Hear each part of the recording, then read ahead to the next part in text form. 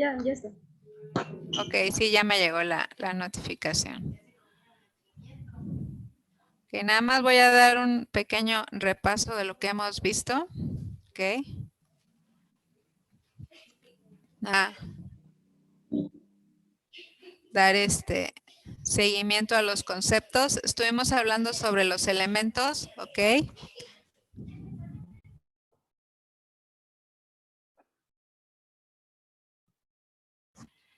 Sabemos que los elementos son sustancias puras que no se pueden descomponer para formar otra sustancia. Estas sustancias son lo más básico que se va a encontrar, ¿ok? De estos podemos encontrar lo que es el oro puro, la plata pura, ¿verdad? La plata de ley, que son elementos que vamos a encontrar en su estado más puro. El platino también es otro de los elementos que se encuentran en la tabla periódica y el platino también es un metal muy preciado. Justamente el platino también se utiliza para joyería y sobre todo ahora para anillos de compromiso o anillos de boda. Su uso es muy común, es un metal muy raro y por lo mismo de que es muy raro, pues también llega a ser más caro que el oro y es más pesado, entonces eso lo hace también más caro, ¿ok? Aquí encontramos entre los minerales, encontramos el platino. Así que si una persona interesada en ti te regala un anillo o una pieza de joya platino, realmente te ama mucho. ¿Okay? Muy bien. Nosotros también como personas tenemos elementos dentro de nuestro cuerpo que nos conforman.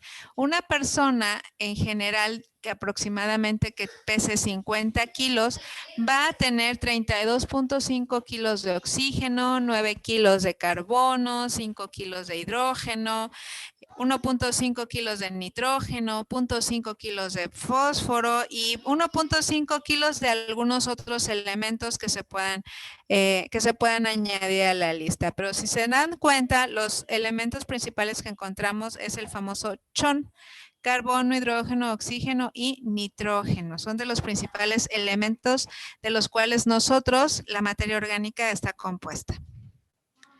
Ok, voy a conectar un momento. Bueno, en sí hay ya una lista de elementos que se llama la tabla periódica de elementos. De todos estos elementos, 92 elementos existen de manera natural. Las podemos encontrar en el medio ambiente, en la naturaleza. Y de estos elementos se conforman millones de materiales, como lo es la lana, el plástico, la madera, el agua, etcétera. De los elementos básicos de la materia se forman todas las demás cosas. Los científicos han encontrado todavía otros 26 elementos más de manera artificial, dándonos un total de elementos de 110. La periódica son 118. La tabla periódica es una lista de todos los elementos que se pueden encontrar. Aquí en esta tabla nosotros podemos identificar sus propiedades, sus similitudes en cuanto a sus propiedades, siendo ellos agrupados en cierta manera, ¿ok? Están colocados no nada más porque sí, no están por orden alfabético, tienen una razón por la cual están así ordenados. Más adelante lo vamos a ir viendo. Pero como concepto, como idea, esta es la tabla periódica de todos los elementos que existen. Los elementos están representados por símbolos químicos. Los símbolos químicos, cada elemento tiene su propio símbolo, no se repiten, no hay ningún otro símbolo que se parezca. Cada elemento tiene su propio símbolo, pueden estar representados por una o por dos letras. Si están representados por dos letras, la primera letra es mayúscula y la siguiente letra es minúscula. Por lo regular, nosotros vamos a encontrar una casilla, ¿ok? O un cuadrado. Dentro encontramos el nombre del elemento y vamos a encontrar su símbolo químico en letra muy grande y su nombre en específico lo vamos a encontrar más pequeño. ¿Por qué?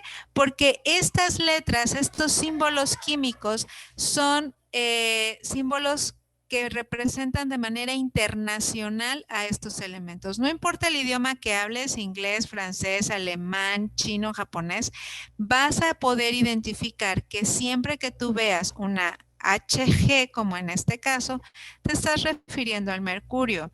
O cuando tú veas una C, te estás refiriendo al carbono, una N al nitrógeno, una Cl al cloro, un Au al oro, Fe al hierro, W al tuxteno. Estos símbolos químicos no se dan, o estas letras no se dan como inicia el nombre del elemento. Si ustedes se dan cuenta, este es en inglés, iron, Fe, no viene su letra como que es con la letra que empieza el nombre. No, aún así que es en otro idioma, también el tuxteno, también no inicia con esa letra. ¿Por qué? Porque no todos los elementos, bueno, no todos los elementos químicos fueron descubiertos en el mismo país y por las mismas personas, sino alrededor del mundo es que se fueron encontrando estos elementos y según el que lo encontraban era el que le daba el nombre. ¿Ok? Vamos a hablar ahora de los átomos. Bueno, los átomos son la parte más pequeña en los que un elemento puede existir. Es la unidad básica de los elementos, los átomos, la unidad básica también de la materia. Las mismas células están compuestas por átomos. Entonces, cada elemento está formado por un tipo de átomo en específico. Es decir, los átomos del carbono son muy diferentes a los átomos del oxígeno, a los átomos del hidrógeno o a los átomos del nitrógeno. Cada elemento tiene sus propios átomos. Los átomos van a ser bien específicos y diferentes según los elementos de los cuales estemos hablando. Si sabemos que hay 92 elementos de manera natural, entonces inmediatamente vamos a pensar que hay 92 tipos de átomos en lo que es la materia, ¿no? Por ejemplo, bueno, aquí hicimos este ejemplo la otra vez.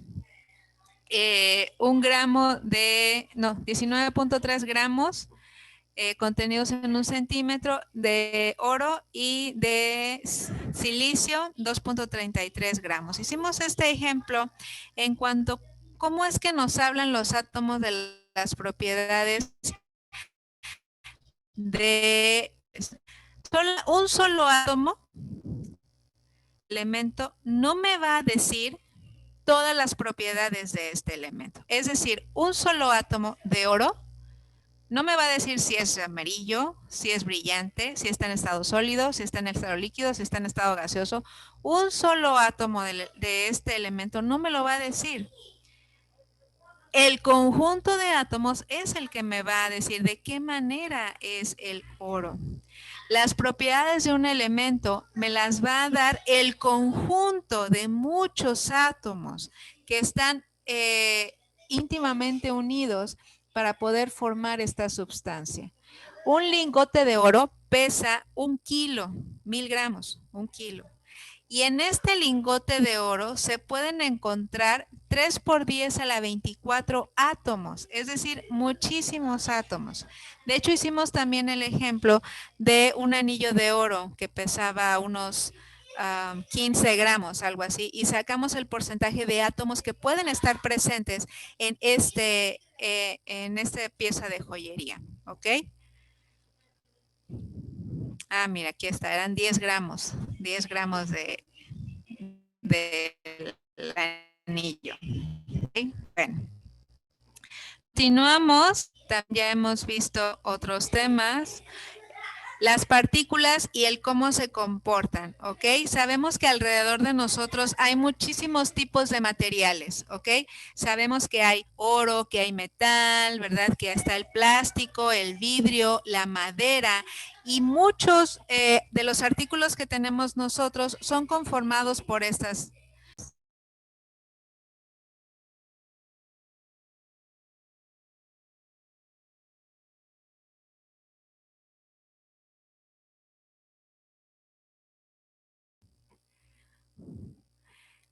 ¿Qué es un material? Bueno, pues un material está formado por muchas partículas muy pequeñas. Nosotros no vamos a poder ver estas partículas.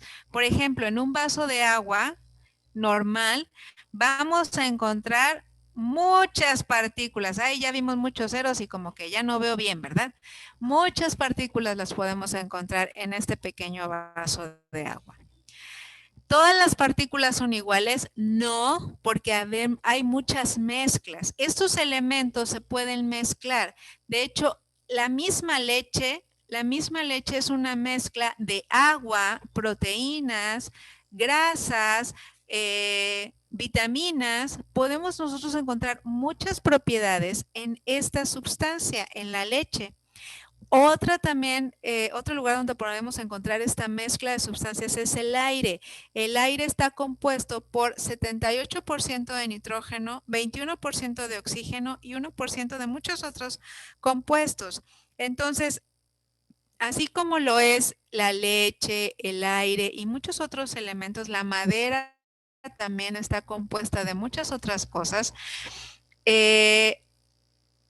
Es raro encontrar sustancias que están compuestas de una sola, por ejemplo, el oro o el oxígeno, que solamente están compuestos de un solo elemento, o la plata o el platino, como ya lo acabamos de comentar. Es raro el que tú puedas encontrar este tipo de cosas, porque por lo regular siempre es una mezcla, siempre están mezclados estos elementos. Entonces, una mezcla o una sustancia está hecha a partir de solamente un átomo de un material. O sea, una sustancia está hecha de solamente un átomo de un material, un tipo de átomo del material. ¿Okay? Por ejemplo, la madera. La madera está compuesta 50% de carbón, 42% de oxígeno. ¿La madera tiene oxígeno? Sí, sí tiene oxígeno, fíjate. 6% de hidrógeno y el restante 2% de nitrógeno y otros elementos. Los principales componentes de la madera son celulosa, que es polisacáridos en un 50%, ceras, ¿ok?, que le produce protección y dureza, y hemicelulosa a partir de un 25%. Todos esos son compuestos, son mezclas que se pueden encontrar dentro de la misma madera, que le van a dar estas propiedades de dureza, de firmeza, de protección, que tú puedas ver las hebras, el color, todo eso se lo van a dar estos materiales, ¿ok? Y en otras de menores, las resinas y algunas grasas que también se pueden extraer de los árboles. De la madera podemos ver muchitas gruesas y como que me están hablando medio raro, pero al fin del curso lo vas a entender muy bien. Básicamente, ¿qué oxígenos e hidrógenos? ¿Okay? Ya a este punto ya sabemos identificar los símbolos químicos de estos elementos.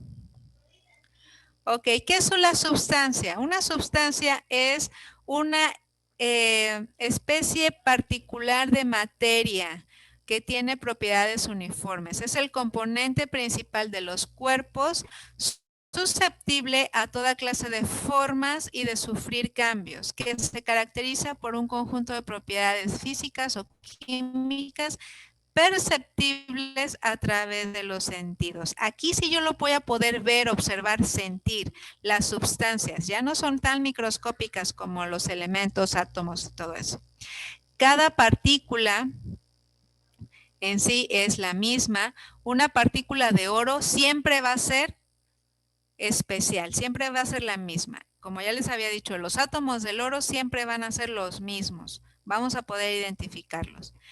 Una partícula de agua también va a ser siempre igual a otra partícula de agua. Y en el aire, en el aire, si hablamos de las partículas de oxígeno, todas van a ser idénticas. ¿Okay?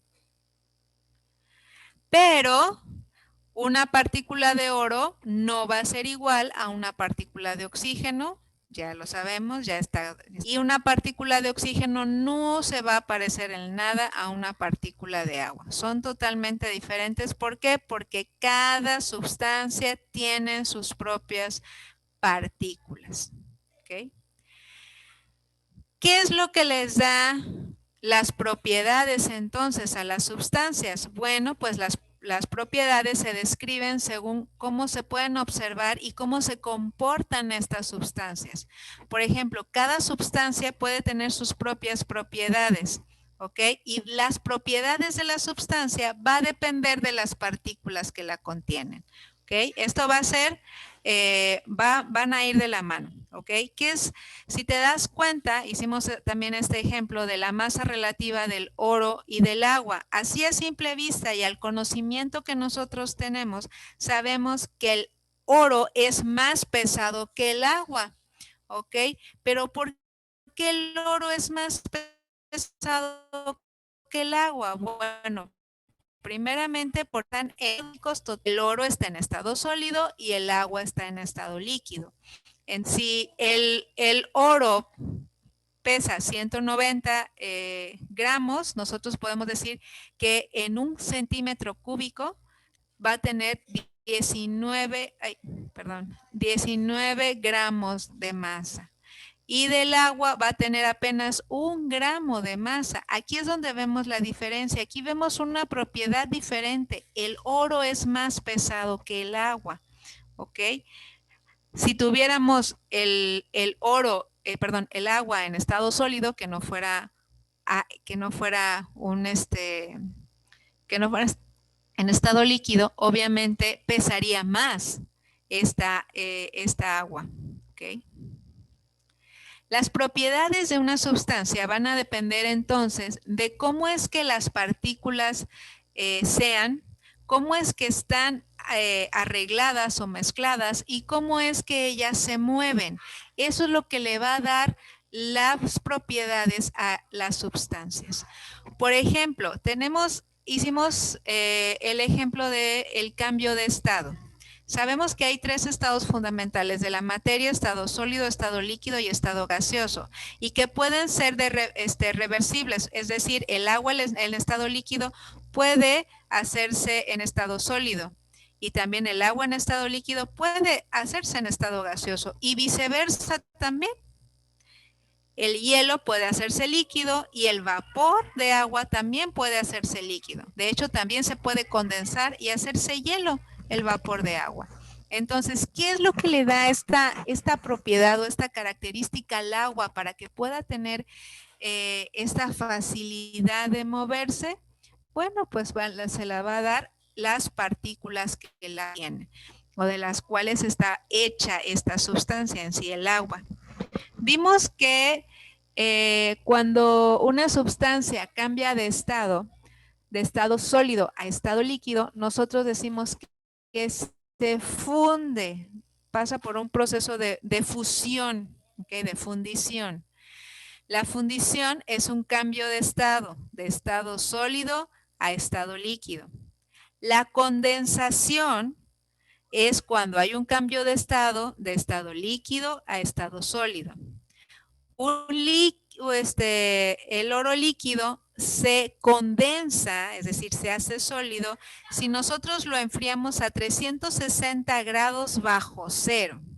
Necesita estar muy frío el ambiente para que yo pueda pasar el oro de estado líquido a estado sólido.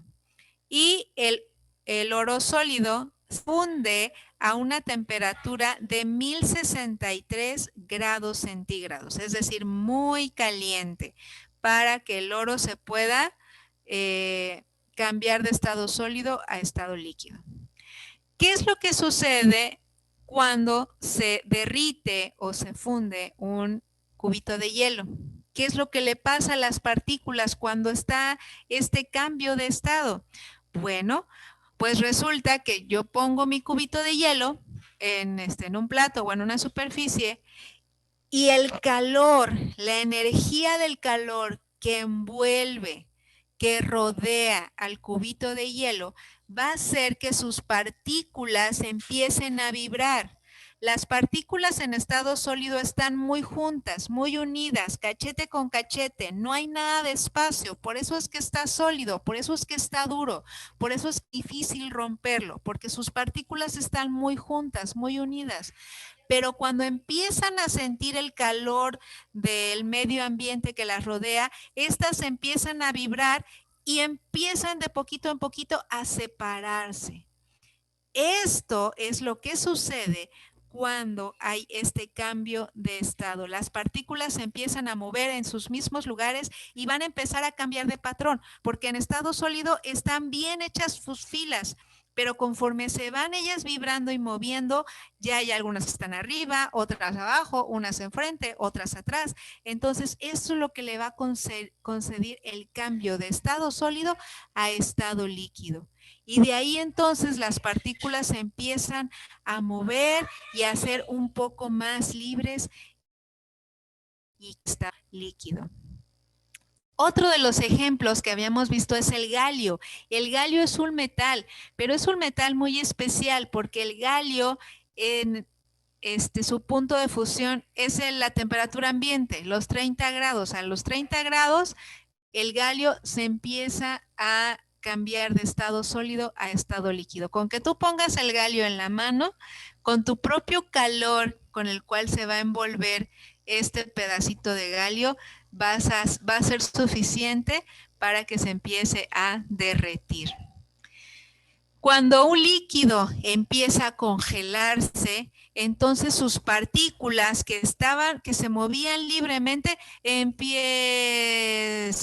como a trabarse y ya no se mueven tanto y empiezan a ser más perezosas, de tal manera que el movimiento que tenían al inicio dejan de tenerlo y obviamente ya empiezan ellas a acomodarse en filita y hacerse más juntas. Entonces, esto es lo que sucede cuando cambian de estado líquido a estado sólido. ¿A qué se refiere el punto de fusión? Bueno, justamente ya hablamos también que el punto de fusión se refiere a aquel punto en el cual la sustancia cambia totalmente. Están sólidos, ahora están líquido. No están en estado sólido y cambia en estado líquido. Ejemplos de puntos de fusión tenemos el galio, se fusiona a los 30 grados centígrados, el oro, ya habíamos comentado, 1063, el oxígeno se hace sólido, no, perdón, se fusiona a los menos 100, a los menos 218 grados centígrados y el agua 0 grados, ¿okay?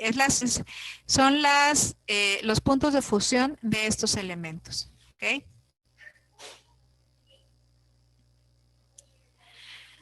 Usando los puntos de fusión, entonces podemos también determinar que hay otras sustancias que no son los elementos que también tienen este mismo comportamiento. Por ejemplo, tenemos estos 3 medicamentos, el paracetamol, la aspirina y el ibuprofeno.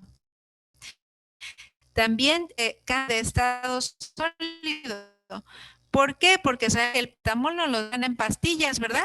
Órale, ahí tómate la pastilla del paracetamol o tómate la pastilla de la aspirina. Está en estado sólido, pero también pueden llegar a ser en estado líquido. Para esto yo necesito pasar el paracetamol de estado sólido a estado líquido a una temperatura de 169 grados. Yo empiezo a calentar el paracetamol y está sólido, está sólido, está sólido. Llegan los 169 grados centígrados y ya.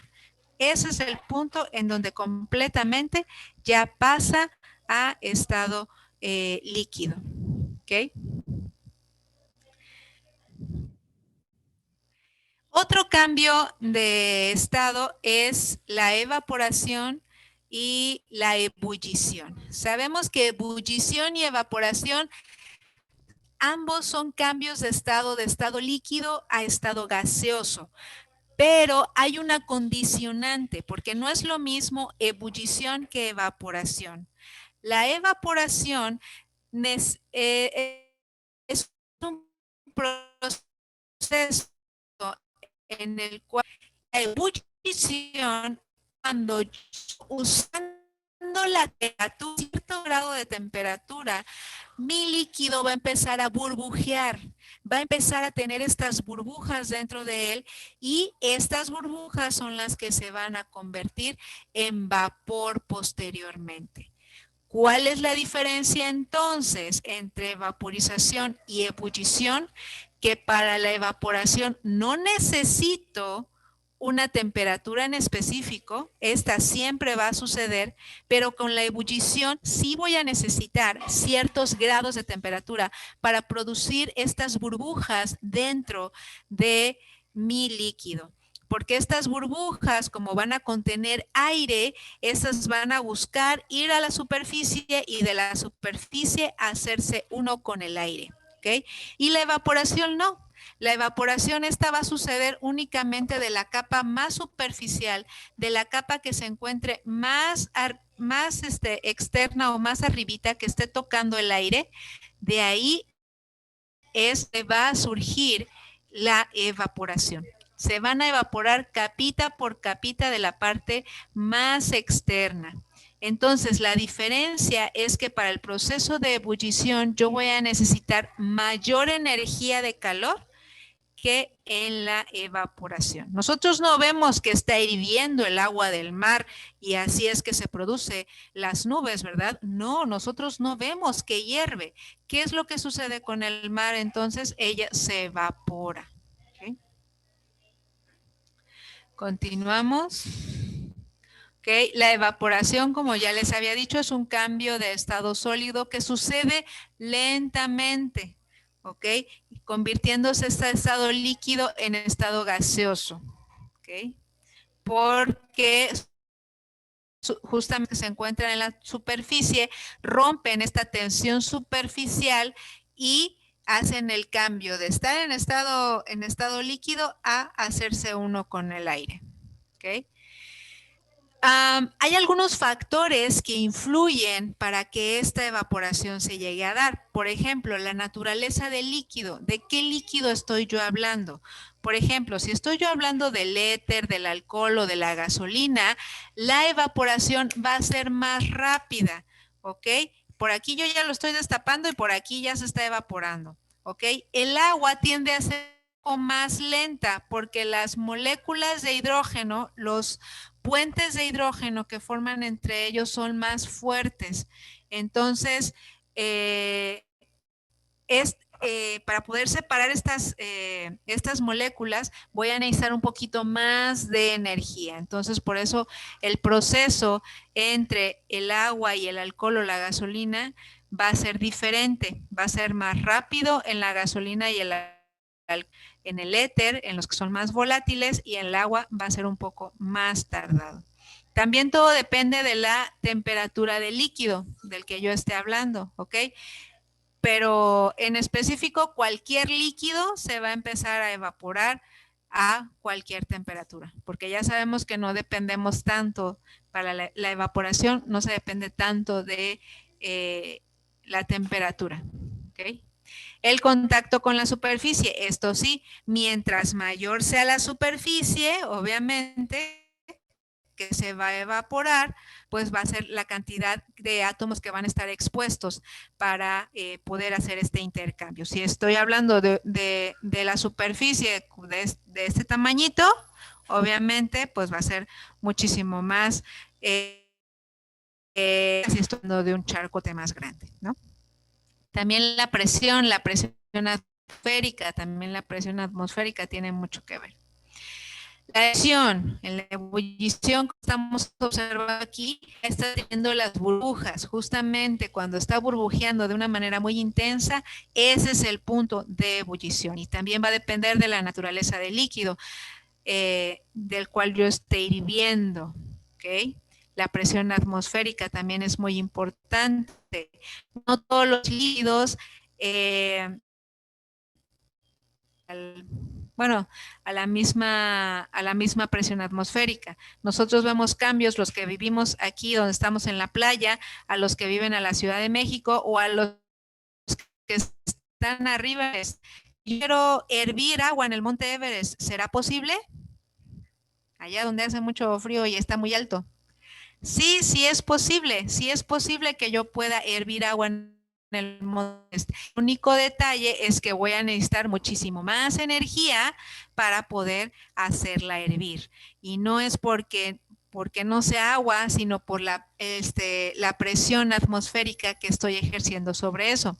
Mientras más subimos en cuanto a la altura del nivel del mar, el punto de ebullición va a disminuir 3 grados centígrados. Es decir, voy a necesitar más energía para yo poder llegar a calentar el agua. ¿Ok?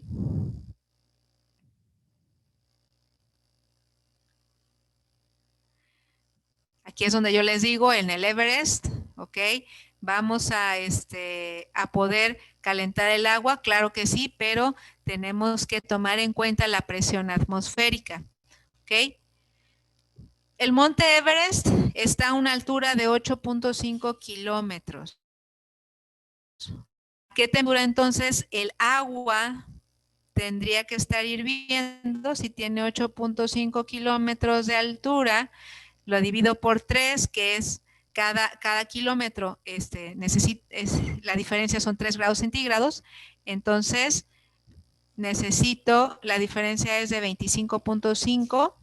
Si yo sé que el agua normalmente hierve a 100 grados centígrados, le quito 25.5 de la presión atmosférica, entonces en total yo necesito 74.5 grados centígrados para que mi agua se hierva. Pero, el único pero que voy a tener aquí es que no me va a hervir a los 5 minutos. Aquí para que hierva el agua van a necesitar pasar de 30 a 40 minutos, casi una hora para que el agua, así que imagínate, si quieres un chocolatito ya ahorita, pues no te vas a por el chocolatito calientito, que va a tardar más tiempo. Sí se va a poder hervir el agua, pero va a tardar más tiempo. ¿Por qué? Por la diferencia en la presión atmosférica. Más, ok, va a incrementar tiempo en el cual voy a ir para hacerme el té. Entonces, no siempre en todos los casos el agua hierve a 100 grados centígrados. Tenemos como un estándar, 100 grados centígrados, pero va a cumplir en el Monte Everest. Así que si el Monte Everest estás trabando. Sensación que es cambiar de estado gaseoso a estado líquido. Otro es la sublimación, que cambiamos de estado sólido a estado gaseoso, como sucede cuando son estos conciertos. Ven que yo les había comentado que sueltan como este gas. Bueno, pues es la sublimación. ¿Okay? Otra de las maneras en las cuales nosotros podemos ver este movimiento de las sustancias es en la difusión. ¿Se acuerdan que les pregunté quién de ustedes usaba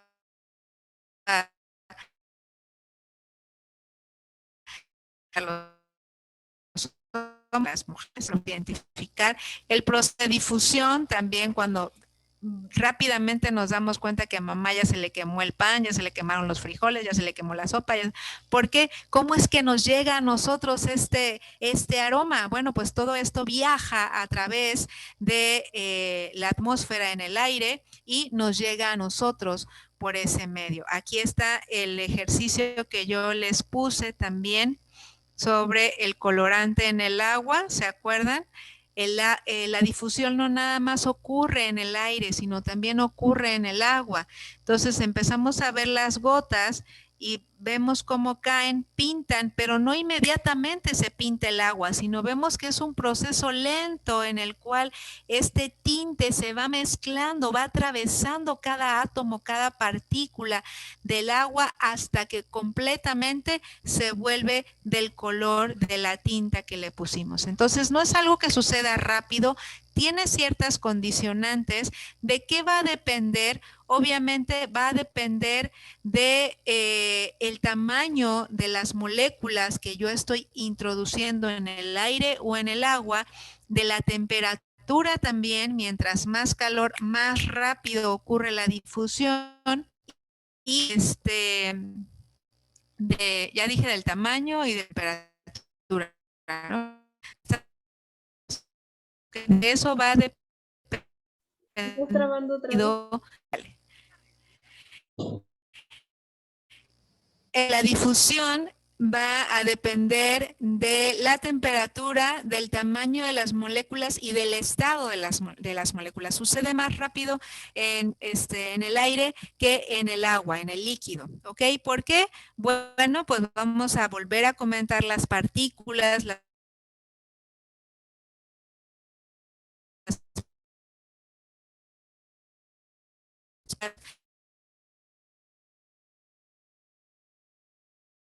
sólido van a estar bien juntitas.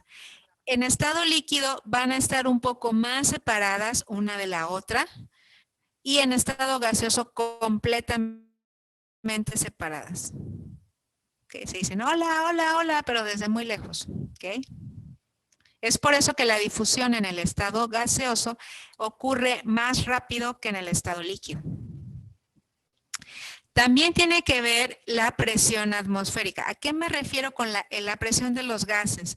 Todo gas que está contenido en un contenedor, válgase la redundancia, va a tener también cierto número de partículas. Pero si ustedes ven este dibujo, aquí dentro de este recipiente, es un recipiente que el recipiente, ustedes pueden ver que hay demasiada espacio entre ellas. Pero ¿qué sucede si yo a este recipiente le disminuyo? ¿Ok? Lo quiero yo apretar, este mismo recipiente. ¿Qué va a suceder con mis partículas? Las partículas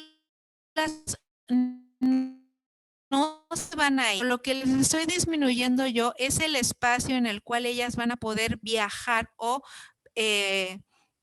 pegarse entre ellas mismas. Cuando aún así yo no le estoy haciendo nada a las partículas, únicamente las tengo yo así contenidas, ellas de por sí se van a estar moviendo. Las partículas en el aire se mueven de manera libre, aleatoria, no tienen una dirección o un patrón en específico. Si se quiere mover a la derecha, se mueve, o a la izquierda se mueve, arriba o abajo. ¿Cómo voy, Ma? ¿Voy bien? Gracias. Ellas se están moviendo libremente, pero si yo les reduzco este espacio, esta fuerza y esta vibración más grande. Entonces, yo quiero hacer esto, disminuir la superficie en las cuales ellas están rebotando, voy a crear tanto movimiento y tanta fricción entre las partículas y entre las paredes de ellas que si las pongo en un globo, explota, ¿ok? Porque llega a ser muy, muy fuerte o vigoroso el movimiento de estas partículas. Por eso es que luego los globos con el calor explotan. ¿Por qué? Porque se vuelven locas las partículas de aire dentro del contenedor, en este caso dentro del globo, ¿ok? Mientras más calor, mayor presión. Aquí como está caliente, ¿ok? Es cuando más se van a mover, y cuando están en estado frío, bueno, se mueven muy poquito, pero cuando están calientes, se cuenta como que se enojan y empiezan a pegar entre ellas, ¿ok?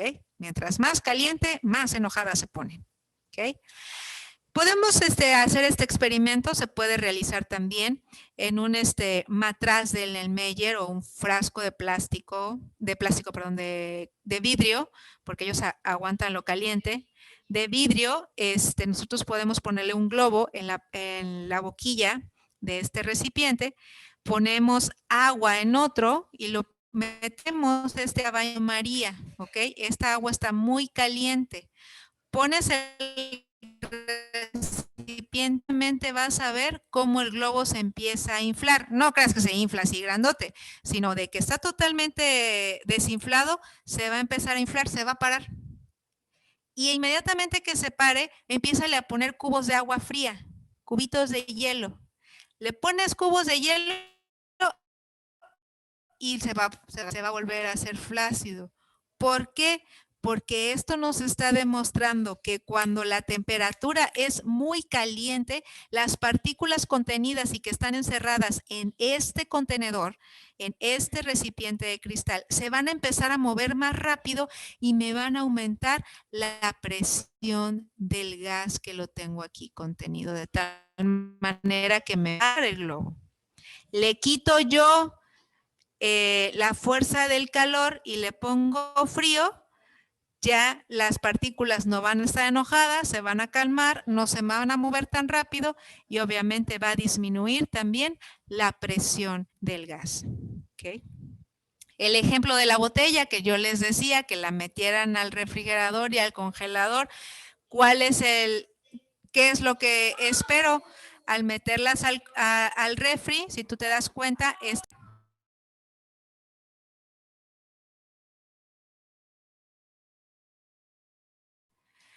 tengo esta botella totalmente normal y tengo esta botella que estaba en el refri. Y tengo esta botella también que estaba en el congelador.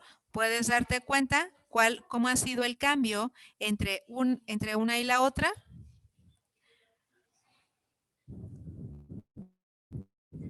Sí. Okay. Aquí tenemos otro también cuando queremos mezclar los gases. Tenemos el oxígeno, tiene una presión de 159 milímetros de mercurio. Es la manera en la que podemos medir la presión de los gases. Y el nitrógeno tiene una presión de 593. Entonces, si yo uno el nitrógeno con el oxígeno, los pongo en un solo recipiente, voy a tener que sumar ambas presiones. Entonces, la presión que me va a dar va a ser de 752 milímetros de mercurio. ¿Ok? Eso nada más es como referencia para que puedan entender un poquito más. ¿Ok? Vamos a ver esto de las reacciones químicas. ¿Ok? ¿Qué son las reacciones químicas? Ahora, cuando nosotros estamos viendo que hay un proceso o un cambio en todas estas sustancias, lo que nosotros queremos decir es que los átomos de estas sustancias se están reacomodando, reagrupando para poder crear una nueva sustancia. Los átomos se van a unir de una manera antes, o van a estar unidos de una manera antes de la reacción y de una manera diferente ya después de nuestra reacción. ¿Ok? Toda reacción química te va a originar o te va a producir nuevas sustancias y va a transferir energía alrededor de donde ellas se lleven a cabo. Hay algunas reacciones que son reversibles y otras que son irreversibles. Por favor, ponte a pensar. Una hoja de papel. Piensa en una hoja de papel. Y fuego, o un fósforo o un encendedor. Si tú acercas el encendedor a la hoja de papel, ¿qué va a suceder, Lizzy? Se quema la hoja. ¿Fuerte? Se quema la hoja. Se quema la hoja, se hace cenizas. ¿Estás de acuerdo? Ahora de las cenizas, hazme una hoja de papel. No se puede. ¿Por qué no?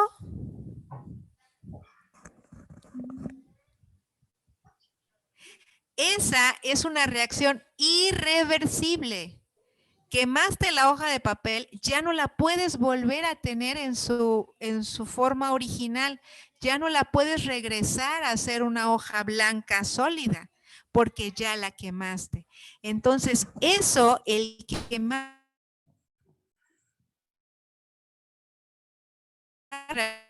¿Estás trabando?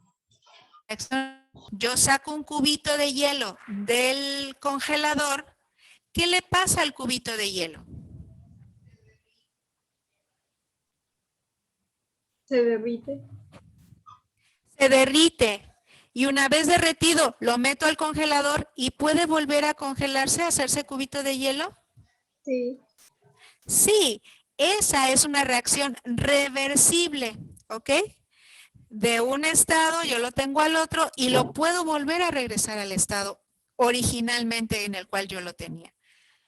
Ahora, ponte a pensar, Lizzy. Tienes un huevo, un pez, y después lo quieres volver a tener huevo. ¿Se puede? No. ¿Cómo se llama esa reacción? Irreversible. Irreversible, muy bien. Tú estás un pan, tienes un pan y lo metes al tostador y está bien tostado. ¿Puedes regresar el pan a su estado original antes de tostarlo? No. No, esa es una reacción irreversible. Entonces, vamos a ver y a entender y a comprender que hay ciertas reacciones que sí puedo yo volver al estado original y otras en las que no lo voy a poder hacer. ¿Ok? ¿Cómo sé que en algún proceso mis sustancias están llevando a cabo una reacción química? ¿De qué manera sé que está sucediendo esto con mis sustancias? Bueno, número uno, porque estoy viendo que está dando una flama. ¿Ok? Estoy viendo que está surgiendo alguna flama por ahí, ¿no? Por ejemplo, en el caso de la hoja. ¿Cómo sé que se está quemando la hoja? Porque estoy viendo que la flama que yo tenía aquí en el encendedor ahora está en la hoja, ¿eh? Y se está quemando. Entonces estoy viendo eso, estoy como que huele medio raro. Hay un olor característico. ¿De qué? De que está habiendo una reacción química, un cambio ahí. Otra manera, lo tocas y está caliente. A ver, déjate el dedo ahí mientras se está quemando, ¿va? Luego nos pasa con las velitas, ¿no?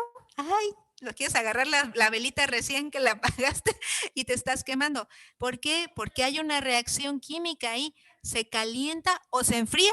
También puede ser que se está enfriando. Se siente caliente o frío. Y la otra, porque empieza a hacer pop, ¿no? Empiezo yo a ver esta reacción, estoy empezando yo a escuchar. ¿Ok? Ahí es cuando está llevándose a cabo una reacción. Entonces, cuatro características, cuatro sucediendo en reacción química. Puedo que hay chispitas o fuego, flama. Número 2, hay un olor característico. Yo no estoy diciendo que siempre va a oler bien, ¿eh? Solamente que empieza a oler medio raro. También puede oler horrible. ¿Ok? Número 3, ¿se siente caliente o se siente fría mi sustancia? Ahí es cuando yo sé que hay un cambio. Y número 4, empiezo a escuchar un burbujeo, un pop. Muy bien. Siguiente. ¿Estas reacciones químicas son útiles? ¿Me sirven? ¿Realmente suceden? La verdad es que sí. Muchas veces no sabemos qué pasan hasta que nos ponemos a estudiarlas. Realmente esas reacciones químicas son útiles en las medicinas. ¿Okay? Cuando nosotros queremos aliviar algún dolor o ayudar al tránsito intestinal, ahí es donde estas reacciones químicas son útiles. En las industrias, en las grandes empresas, también para ellos hacer sus procesos químicos, también son útiles para hacer papel. Necesitas reacciones químicas. Para hacer ciertos materiales como el cemento, también son muy buenos. Para transferir energía, claro que sí, la gasolina cuando se combustiona puede hacer andar el carro, puede hacer mover el motor y andar el carro. Para hacernos una riquísima carne asada cuando nosotros nos ponemos a quemar el carbón, o para hacer vapor, y en sus momentos las máquinas de vapor, cómo funcionaban, el tren y todos esos que funcionaban con vapor, es energía. Entonces, para transferir y utilizar energía también son buenas estas reacciones químicas. No son tan buenas al momento de que queremos estar, bueno, cuando se echa a perder la comida, también está habiendo una reacción química ahí. ¿Cómo te das cuenta que ya está echada a perder la comida? Porque ya creó vida. porque ya no está tan dura, ya está bien suavecita y aparte ya a veces hasta huele mal, ¿no? La fruta podrida tiene ya un olor característico. Por eso yo dije que no siempre iba a oler bonito. ¿Por qué? Porque es cuando nos damos cuenta. Cuando ya se oxidó cierto material, ya se oxidó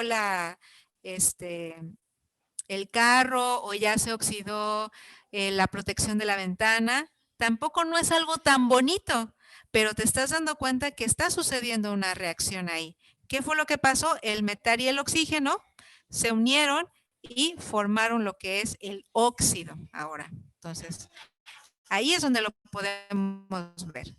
¿Qué tan rápido suceden estas reacciones químicas? Algunas son muy rápidas, ¿ok? Suceden así.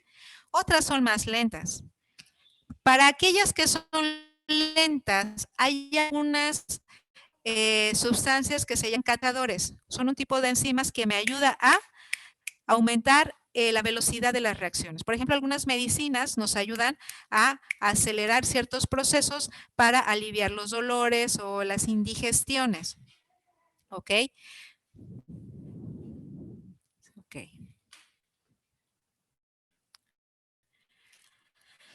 Todos los cambios que suceden en nuestras sustancias son cambios químicos. Hay una diferencia entre cambios químicos y otra entre cambios físicos. ¿Okay? Hay que establecer estas diferencias. No todos los cambios son cambios químicos, también hay cambios físicos. ¿Ok? Los cambios de estado, ¿ok? Y de los cuales se disuelven también las pueden ser reversibles, como ya lo hemos estado comentando. Los cambios de estado pueden ser reversibles. Los cambios de estado son un ejemplo de cambios físicos. ¿Cómo vamos? ¿Me sigues? Sí. Ok, gracias. Muy bien. ¿Cómo podemos nosotros representar estos cambios químicos, estas reacciones químicas? Bueno, pues los químicos han ideado ecuaciones químicas en las cuales nosotros podemos ver y tener una representación de lo que está sucediendo con nuestras sustancias, ¿ok? ¿Cómo saber si son reacciones químicas? ¿Cómo saber qué es lo que está sucediendo con estos átomos? Por ejemplo, yo tengo, este es un símbolo químico. ¿De qué elemento o aquel símbolo químico, Lizzy? ¿Tienes tu tabla periódica por ahí? No, doctora, sí. ¿No? Bueno, voy a escribirlo yo. Ok. Este símbolo químico es del magnesio. ¿Okay? Tengo otro símbolo matemático que lo conocemos comúnmente como el más, ¿no? Pero en química no decimos más, decimos reacciona con. ¿Sale? El siguiente elemento con una O es el oxígeno. ¿Sale? Entonces, nosotros esta ecuación química la leemos así. El magnesio reacciona con el oxígeno, ¿ok? ¿Sale? Y tenemos una flechita. No se dice y flechita. La flechita también tiene su nombre. Dice para producir. ¿Ok? Y mencionamos el resultado de esa reacción, que al unir el magnesio con el óxido decimos óxido de magnesio. Ya aprendimos también que en química decimos primero el apellido y después el nombre, ¿verdad?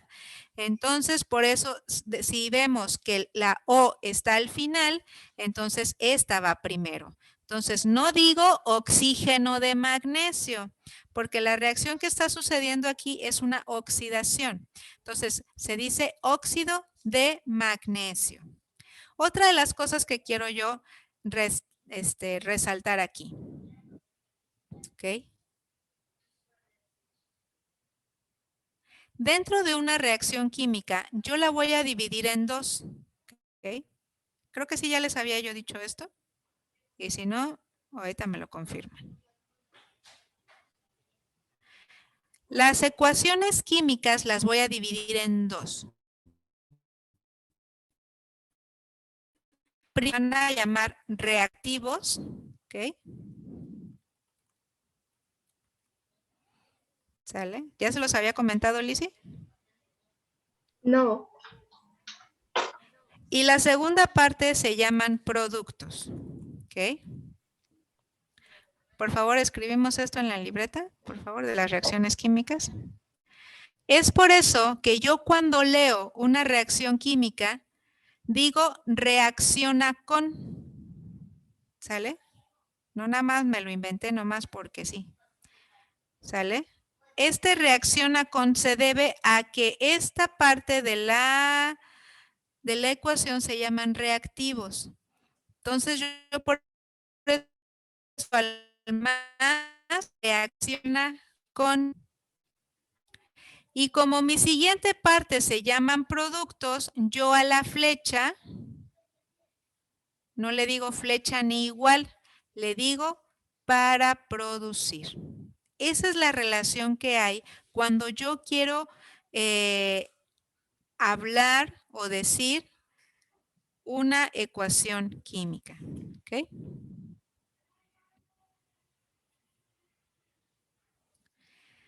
Siempre los elementos que voy a encontrar a la izquierda van a ser los reactivos y los que voy a encontrar a la derecha de la reacción química se van a llamar productos. Justamente la flecha lo que me está diciendo es que empieza de izquierda a derecha, así se lee. En dado caso que sea una reacción reversible, lo voy a indicar con otra flecha hacia abajo. Es decir, que puede ir tanto para un sentido como para el otro. ¿Sí? Es que es reversible, que se puede regresar. ¿Ok?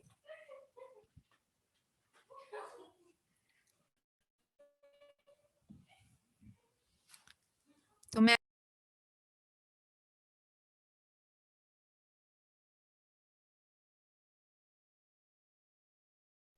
Ya. Ok. Entonces, en química siempre vamos a empezar con los reactivos y vamos a terminar con los productos. ¿Ok? Ok. Aquí tenemos otro, ¿sale? Te voy a ir diciendo, bueno, voy a regresar para ir ensayando. Tú también, Samuel, cuando veas el video, ve ensayando con nosotros. A ver.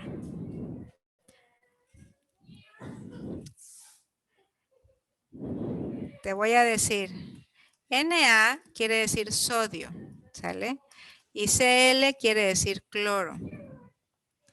Léeme, por favor, Lizzy, esa reacción que está ahí.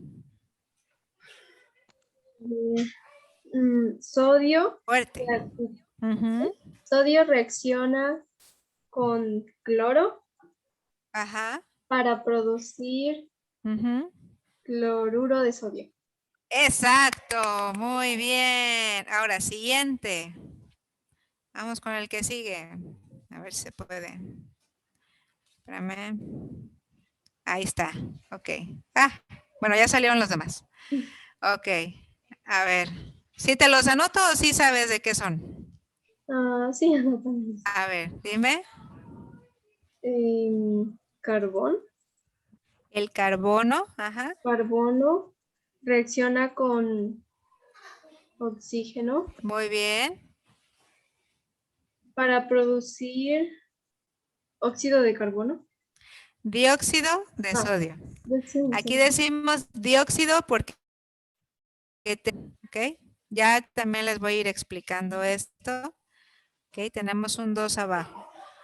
Por lo regular, cuando tenemos el oxígeno con un está indicando que está en estado gaseoso, ¿ok? Que tengo dos átomos de oxígeno que están juntitos, ¿ok?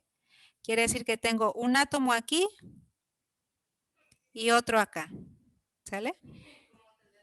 de oxígeno. Y estos se van a juntar con un átomo de carbón. ¿Sale? Así más, para hacerlo un poquito más didáctico y enseñándolos. El 2 aquí me está señalando que tengo 2 átomos de oxígeno. ¿Sale? Y esto tenemos que tenerlo bien en cuenta porque luego, más adelante, que estemos ensayando estas reacciones, acuérdate que la materia no se crea ni se destruye, tan solo se transforma. Es decir, que si yo tengo 2 oxígenos acá, a la de a fuerzas de este otro lado yo tengo que tener 2. Yo no puedo desaparecer átomos ni puedo sumar que, ay, porque se me dio la gana, ahora son 4 o son 5. No, si yo te estoy indicando que desde un momento tengo 2, del otro lado yo tengo que tener 2. Puedo yo representarlo de esta manera. O más O, siguen siendo 2, ¿no? Pero es una manera en la que se van a reacomodar. Ahí va de nuevo. ¿Qué son las reacciones químicas? Los elementos en un estado original se van a juntar, me van a hacer una nueva sustancia y los átomos se van a reacomodar para poder llevar a cabo esta reacción química. De la misma manera, si yo tengo magnesio y óxido, que el magnesio reacciona el óxido, no puedo tener como resultado óxido de aluminio o agua. ¿Por qué? Porque si al inicio de mi reacción química no tengo yo estos elementos, no los estoy representando, en mis ductos yo no los puedo meter. Otra vez, yo no puedo añadir ni puedo quitar elementos. Si yo te estoy diciendo desde un inicio que tengo magnesio y oxígeno, del otro lado de los productos tengo que tener magnesio y oxígeno, juntos o separados, pero yo los tengo que tener. Yo no puedo agregar otras cosas que no están al principio. ¿Sale, vale? Ok. Sí. ¿Seguimos?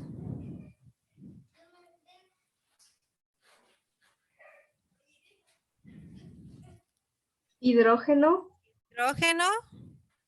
reacciona con oxígeno Exacto. para producir Y aquí ya sabemos cómo se llama este compuesto en general. ¿Cómo se llama? agua. Agua. Agua, exactamente. Aquí sí podemos decir agua, ¿sale? No óxido de hidrógeno. También es otra palabra que es hidrógeno. Nosotros comúnmente lo llamamos agua. ¿Ok? Muy bien. Sí, vas aprendiendo. Very good, very good. Ok. Bueno, seguimos.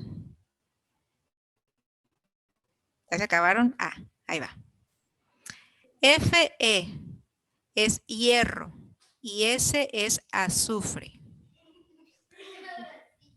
Hierro reacciona con azufre Ajá. para Muy producir bien. Sulfuro. sulfuro. Sulfuro de hierro. Sulfuro Ok. de hierro. Sulfuro de hierro. Okay. No te preocupes. Vamos bien. Sale. Ok. Cuando nosotros, ¿cómo te puedo decir? Quemamos combustibles. Por ejemplo, cuando haces una carne asada, necesitas tener fuego para poder asar la carne. ¿Y qué es lo que hacemos? Quemamos carbón, el material carbón. Le decimos carbón, pero no es el elemento carbono. Acuérdate, le decimos carbón, pero en sí el carbón está hecho de un árbol. ¿Vale? Son trozos de árboles que están preparados para poder hacer un asado.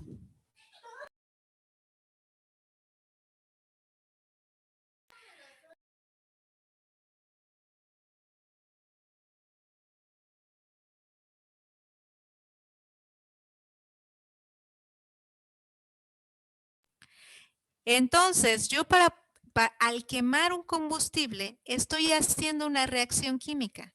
Al quemar el aceite, al quemar la gasolina para poner a andar mi carro. Entonces, estos combustibles también se pueden utilizar para la luz, cuando quemamos una vela, ¿no? O cuando estamos quemando aceite para producir luz, también estoy quemando un combustible.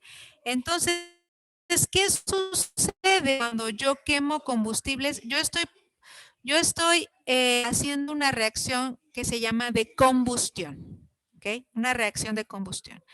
Aquí en en este dibujo estamos mostrando cómo calentar una casa. No sé si conoces los calentadores. Creo que tu papá y tu abuelita sí los conocen muy bien. Pero espérame tantito, tengo una persona en la puerta. Espera. Ya, gracias. Entonces, así de la manera en la que nosotros calentamos también nuestra casa, usamos pues gas, y el gas también es un combustible que lo utilizamos más comúnmente en la estufa, pero también es un combustible, ¿ok? Entonces, hay un pueblo en Pontry-Dorset, Inglaterra, en el cual les gusta hacer todo de manera muy ecológica, ¿no? Ellos no quieren emitir ningún gas de efecto invernadero, entonces ellos reciclan el gas que utilizan en esta fábrica. Justamente es una fábrica de cereales y una fábrica de chocolate, se llama Trossard Cereals, así se llama la industria. Y bueno, pues aquí tenemos la chocolatería, en la cual el príncipe de Gales también fue, pues como está en Inglaterra. Entonces fue porque todos esos chocolates que se producen, ay, ya me dio hambre, y todos esos cereales que se producen se hacen sin dañar al medio ambiente, ¿ok? Entonces, ¿a qué le llamamos combustible? Bueno, combustible es todo material que al quemarse va a transferir energía en forma de calor, ¿ok? Va a transferir energía utilizando calor. ¿Qué tipo de combustibles estoy hablando? Estoy hablando del petróleo, de la gasolina, el diésel, el carbón, el hidrógeno y el aceite de comer.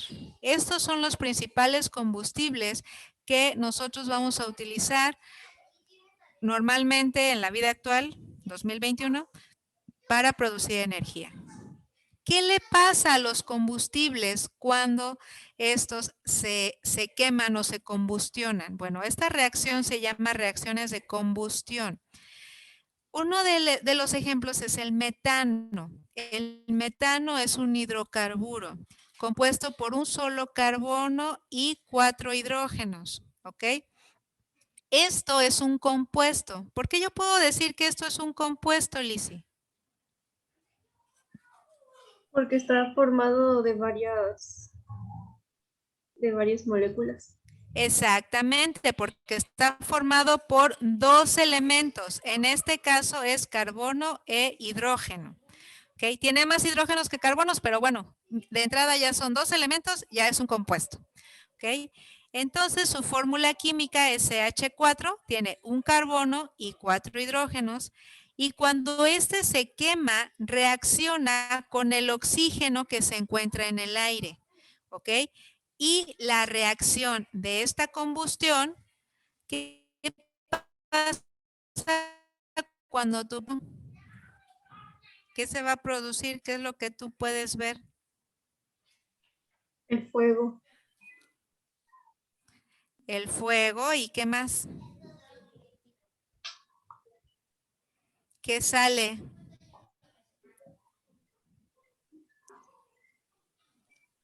¿Qué sale del asador? Humo. El humo, exactamente. Entonces, ese humo es un producto de la combustión de, en este caso, el carbón, ¿verdad? Y cuando usamos la estufa, es el producto de la combustión del gas, ¿ok? Y nos va a producir el humo, que es el dióxido de carbono, ¿ok? Nos va a producir dióxido de carbono y, aunque tú no lo creas, agua también. Nos va a producir agua. Entonces, esta reacción de combustión del hidrocarburo, ¿ok? Me va a producir dióxido de carbono y agua. Entonces, si queremos hacer La ecuación química sería CH4, que es el hidrocarburo, ¿ok? Va a reaccionar con el oxígeno del aire, va a producir dióxido de carbono y agua. Ya de este lado decimos y el compuesto, ¿sale? Ya no decimos más agua o reacciona con el agua, no, porque los reactivos están acá. Aquí están los productos, acuérdate. ¿Sale? Ok. Por favor, copiamos esto. La combustión. ¿Ok? Combustión. Fórmula química de la combustión del gas metano.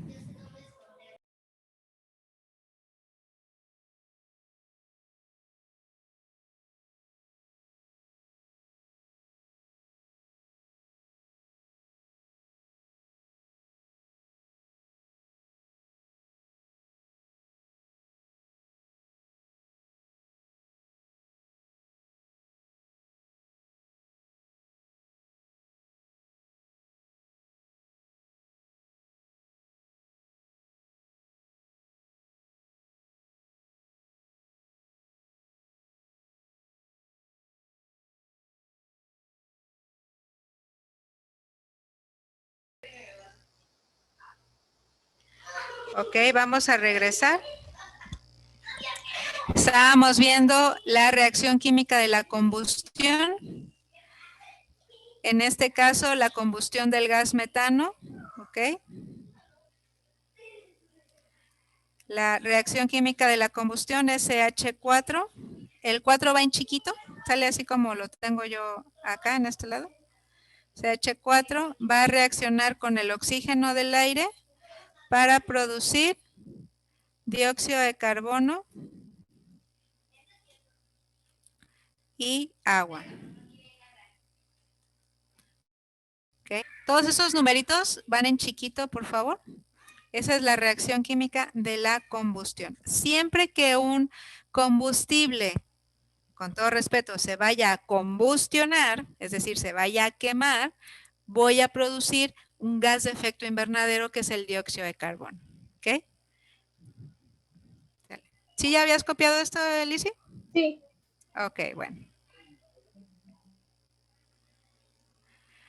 Por ejemplo, aquí lo tengo un poco más explicado, el metano, la combustión de los hidrocarburos, el CH4, el metano, y con bolitas para que también entendamos, va a reaccionar con 2 moléculas de oxígeno, aquí tenemos 2 átomos de oxígeno juntos, ¿verdad? 2 moléculas de oxígeno, para producir con la ayuda de una chispa, con la ayuda de una chispa, la reacción de el dióxido de carbono, que es el humo que tú ves, agua y energía. En este caso, pues es el calor, ¿okay? Que es lo que va a transmitir alrededor de del asador. Tú te acercas y está caliente. ¿Okay? Esa es la reacción que va a producir la quema de este hidrocarburo. De la misma manera pasa con el uranio cuando es una fisión nuclear. También estamos utilizando el uranio y del uranio también vamos a producir ciertos elementos que van a ser radiactivos y obviamente ya después se les quita lo radioactivo y únicamente me quedo con la energía para producir lo que es la luz eléctrica en este caso. ¿Okay? Siguiendo hablando de los combustibles que los quemamos, el petróleo es una mezcla de compuestos, específicamente de hidrógenos y carbonos. Y bueno, su producto principal de desecho es dióxido de carbono y agua.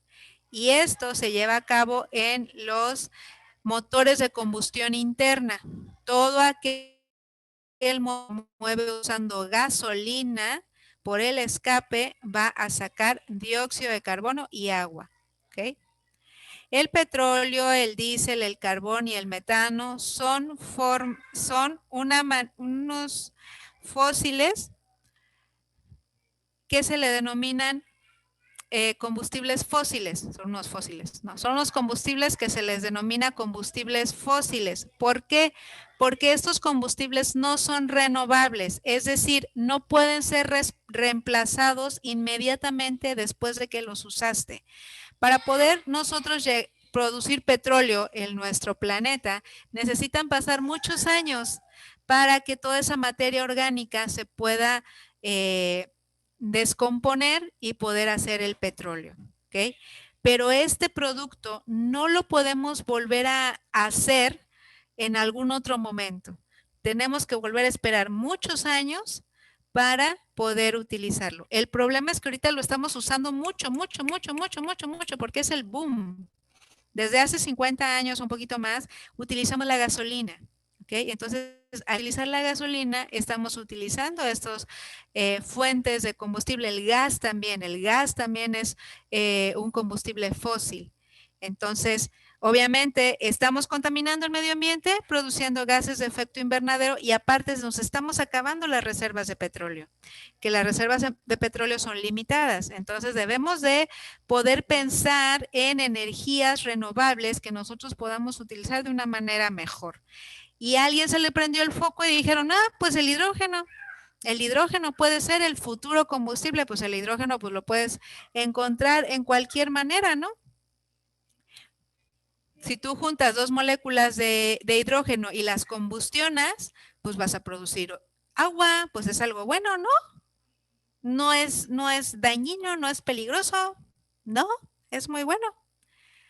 Bueno, ¿de dónde viene el hidrógeno que se utilizaría para los carros? ¿De dónde vendría? Pues justamente viene del metano y del agua. Es decir, que de todos modos, el proceso por el cual yo voy a obtener este hidrógeno, pues voy a obtener gases dañinos. Entonces, al principio sonaría una buena idea. Pues ya no usamos el petróleo, ya no usamos gasolina, mejor usamos hidrógeno. Pero de todos modos, venimos a caer en lo mismo. Necesitas del diésel o de otro gas para poder utilizar o para poder obtener el hidrógeno. ¿Ok? Para poder descomponer los compuestos y obtener el hidrógeno. Así que tan benéfico, pues no es. ¿Sale? Y bueno, nos quedamos acá. ¿Ok? Esta es la última revisada, las reacciones de oxidación. Pero bueno, las vemos la siguiente clase, ¿ok? Entonces, ¿dudas? ¿Fuimos entendiendo? ¿Comprendiendo cada uno de los procesos? Ya ven lo importante que es entender qué es un elemento, qué es un átomo, qué es un compuesto, porque desde algo tan sencillo ya vamos a ir aumentando nuestro conocimiento. ¿Ok? Sí. Bueno, pues muchas gracias.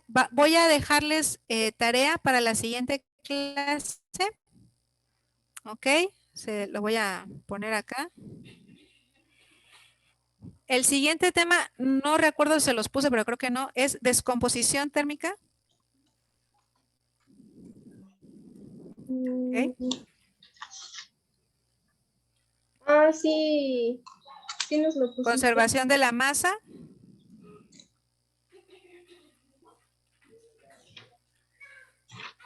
¿Okay? Y sí, endotérmico y exotérmico, ¿verdad? Eso también. Reacciones endotérmicas y exotérmicas. ¿Okay? Muy bien.